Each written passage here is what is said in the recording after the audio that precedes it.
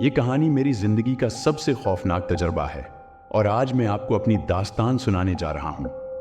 ये वाकया मेरे साथ कुछ साल पहले पेश आया था जब मैं एक मामूली जिंदगी गुजार रहा था।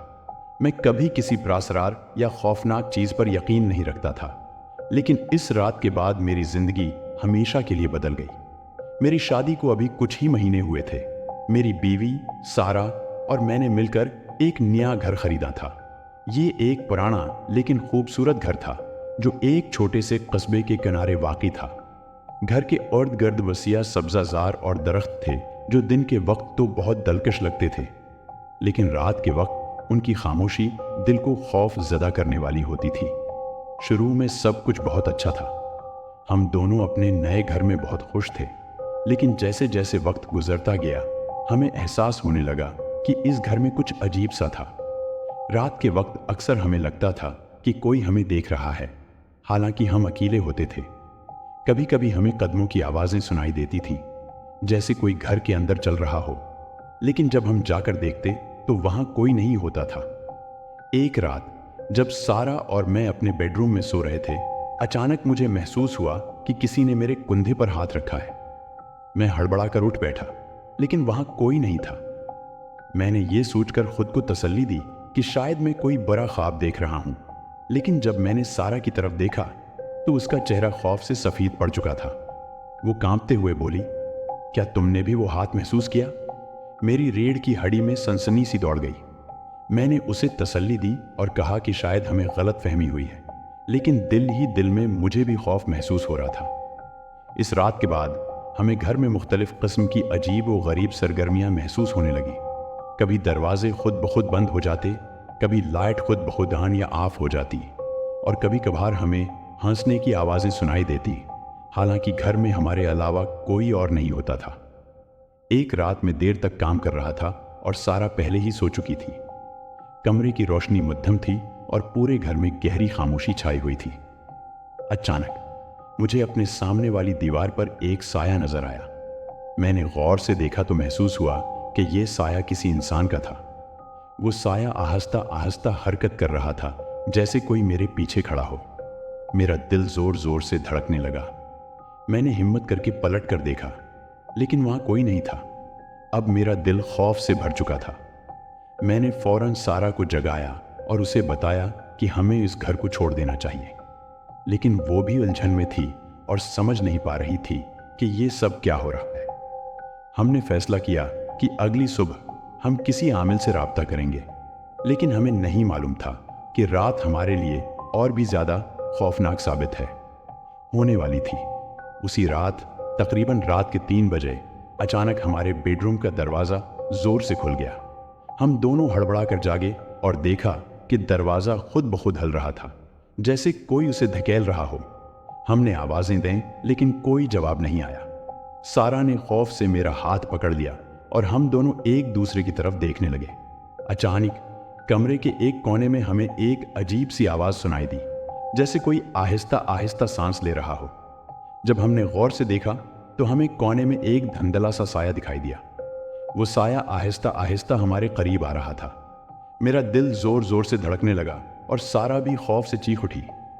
हम दोनों बस्तर से उठे और भागते हुए कमरे से बाहर निकले। हमें समझ नहीं आ रहा था कि क्या करें, कहाँ जाएं, लेकिन एक बात तय थी, हमें उस घर में मजीद 1 मिनट भी नहीं रहना था। अगली सुबह हमने फौरन एक आमिल से राब्ता किया।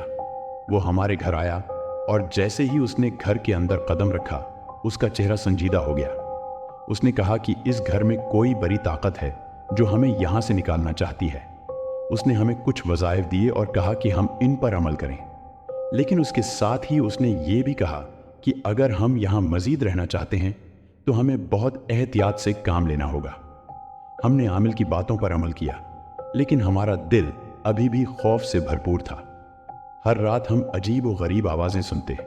कभी हमें दरवाजे पर दस्तक सुनाई देती और कभी हमें लगता कि कोई हमारे करीब खड़ा है। इन अजीब व गरीब वाक़यात के दरमियान सारा की तबीयत दिन बदन ख़राब होने लगी। वो अक्सर बीमार रहती और उसका चेहरा दिन बदन जर्द होता जा रहा था। डॉक्टर्स ने भी कुछ खास नहीं बताया, लेकिन हमें यकीन था कि उस घर की बड़ी ताकतें ही उसकी सेहत पर असर डाल रही हैं। एक रात जब सारा बहुत ज़्यादा बीमार हो गई और उसे अस्पताल ले जाना पड़ा, मैंने फैसला किया कि अब इस घर में मज़ीद नहीं रह सकते। मैंने फौरन घर को फ़रोख्त करने का इरादा किया और जल्द ही एक खरीदार मिल गया। घर को फ़रोख्त करने से पहले हमारी आखिरी रात इस घर में थी। मैंने सोचा कि ये रात हमेशा के लिए रात है, भी देगर रातों की तरह खौफनाक होगी। लेकिन उस रात जो कुछ हुआ वो हमारी ज़िंदगी का सबसे खौफनाक तजर्बा था। रात के वक्त जब हम अपने बेडरूम में सो रहे थे, अचानक हमने एक बड़ा चमकती हुई लाइट देखी। हमने सोचा कि ये हमारे घर के अंदर से आने वाली लाइट है। लेकिन जब हम इस लाइट की तरफ देखे तो हमने देखा कि ये लाइट हमारे घर के अंदर से आने वाली नहीं, बल्कि हमारे घर के बाहर से आने वाली लाइट है। हमने सोचा कि ये लाइट हमारे घर के बाहर से आने वाली है। लेकिन जब हम इस लाइट की तरफ देखे तो हमने देखा कि ये लाइट हमारे घर के बाहर से आने वाली नहीं, बल्कि हमें जोरदार चीखों की आवाज़ें सुनाई दें। ऐसा लगा जैसे कोई हमारे घर के अंदर घूम रहा हो और चीज़ें तोड़ रहा हो। मैंने फौरन सारा को जगाया और हम दोनों बस्तर से उठकर बाहर की तरफ भागे। जैसे ही हमने कमरे का दरवाज़ा खोला, हमें एक भयानक मंजर दिखाई दिया। पूरे घर के अंदर हर चीज़ बिखरी हुई थी। फर्नीचर एल्ट पलट हो चुका था, दीवारों पर खून के निशान थे और सबसे खौफनाक बात यह थी कि हमें एक साया हर तरफ घूमता हुआ दिखाई दिया। वो साया हमारे करीब आ रहा था और जैसे ही वो हमारे पास पहुंचा, सारा ने जोर से चीख मारी और बेहोश हो गई। मैंने फौरन सारा को उठाया और हम दोनों भागते हुए घर से बाहर निकले। हमने अपने पीछे मड़कर भी नहीं देखा और सीधा गाड़ी में बैठकर शहर की तरफ भागे। हमने वो घर फरोख्त कर दिया और कभी दोबारा इस जगह का रख नहीं किया। आज भी जब मैं इस रात के बारे में सोचता हूं तो मेरे रोंगटे खड़े हो जाते हैं।